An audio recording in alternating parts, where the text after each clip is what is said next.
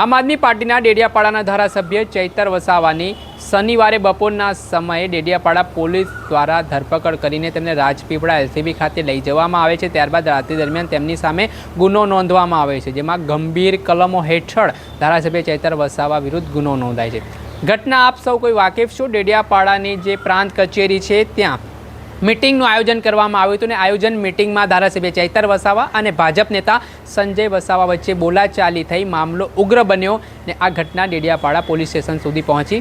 સંજય વસાવાના એવા આરોપ છે કે ધારાસભ્ય ચૈતર વસાવાએ તેમને છૂટો ગ્લાસ માર્યો ને આ મામલે તેમણે ફરિયાદ નોંધાવી। ત્યારે ચૈતર વસાવાની જે ધરપકડ થઈ છે વડોદરા સેન્ટ્રલ જેલ ખાતે તેમને જે મોકલી આપવામાં આવ્યા છે, ત્યારે વાંસદાના કોંગ્રેસના ધારાસભ્ય અને આદિવાસી નેતા અનંત પટેલ મેદાને આવ્યા છે અને તેમણે સરકારને શું ચીમકી આપી છે તે સાંભળી લો। નમસ્તે, જય આદિવાસી, જય જોહાર। ગત રોજ ડેડિયાપાડાના મારા સાથી ધારાસભ્ય ચેતરભાઈ વસાવાની ધરપકડ કરવામાં આવી છે અને ચેતરભાઈ જેવા આદિવાસી સમાજનો આવાજ બની રહ્યા અને હર હંમેશા આદિવાસી સમાજના પ્રશ્નને લઈને સરકારને હંમેશા ઘેરતા હોય છે એવા આદિવાસી સમાજના યુવા ધારાસભ્યની ગેરકાયદેસરની ધરપકડ કરવામાં આવી।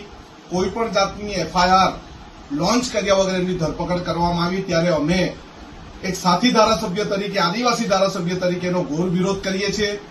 ખરેખર અત્યાર સુધી ભાજપ સરકારે હંમેશા આદિવાસી વિરોધી માનસિકતા છતી કરવા માટે જે ધારાસભ્ય અવાજ ઉઠાવે છે એને કોઈને કોઈ ભોગે સંજોગે કોઈ પણ કારણ વગર એને પોલીસનો ડર બતાવીને ગભરાવવાની કોશિશ કરે છે।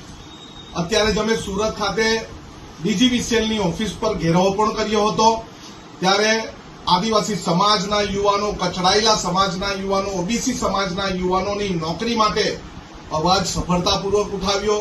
અમે અવારનવાર આદિવાસી સમાજનો અવાજ ઉઠાવીએ છીએ અને કચડવા માટે પોલીસને પોતાના કાર્યકર્તા બનાવીને અને બંધારણનો ગેરકાયદેસર ઉપયોગ કરીને એમની ધરપકડ કરી। અમે એનો ઘોર વિરોધ કરીએ છીએ। આવનારા સમયમાં જો પોલીસ તંત્ર, ડેડિયાપાડા પોલીસ તંત્ર અને નર્મદા જિલ્લા પોલીસ તંત્ર જો ધ્યાનમાં નહીં લે તો અમે મોટું આંદોલન કરવા જઈ રહ્યા છે। જન આક્રોશ આંદોલન થશે, ન્યાય યાત્રા થશે, પરંતુ આદિવાસી સમાજ કોઈની સામે ઝૂક્યો નથી અને ઝૂકશે નહીં। ચેતરભાઈનો અવાજ સમગ્ર ગુજરાતમાં પડ્યો છે। અમે સૌ આદિવાસી ધારાસભ્યોની સાથે છે, લડેંગે જીતે। દર્શક મિત્રો, એન કવરેજ ન્યૂઝને આપ લાઇક કરી લો, સબસ્ક્રાઇબ કરી લો અને શેર કરવાનું ભૂલતા નહીં।